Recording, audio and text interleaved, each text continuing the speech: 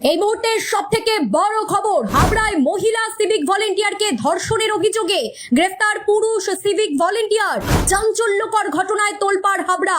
অভিযোগ, হাবড়া থানায় কর্তব্যরত এক মহিলা সিভিক ভলেন্টিয়ারের পোশাক পরিবর্তনের সময় গোপনে ছবি তুলে তাকে দীর্ঘদিন ধরে ব্ল্যাকমেইল করছিলেন অভিযুক্ত সিভিক ভলেন্টিয়ার অমিত ভদ্র।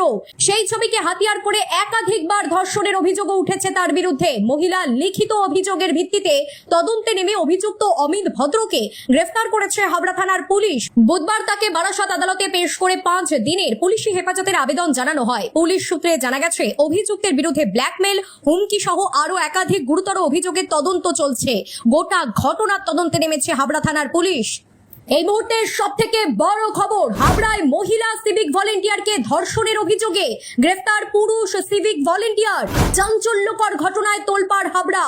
অভিযোগ, হাবড়া থানায় কর্তব্যরত এক মহিলা সিভিক ভলেন্টিয়ারের পোশাক পরিবর্তনের সময় গোপনে ছবি তুলে তাকে দীর্ঘদিন ধরে ব্ল্যাকমেইল করছিলেন অভিযুক্ত সিভিক ভলেন্টিয়ার অমিত ভদ্র।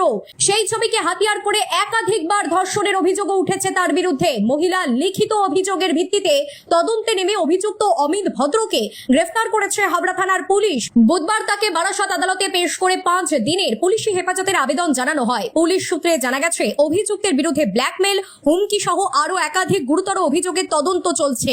গোটা ঘটনার তদন্তে নেমেছে হাবড়া থানার পুলিশ।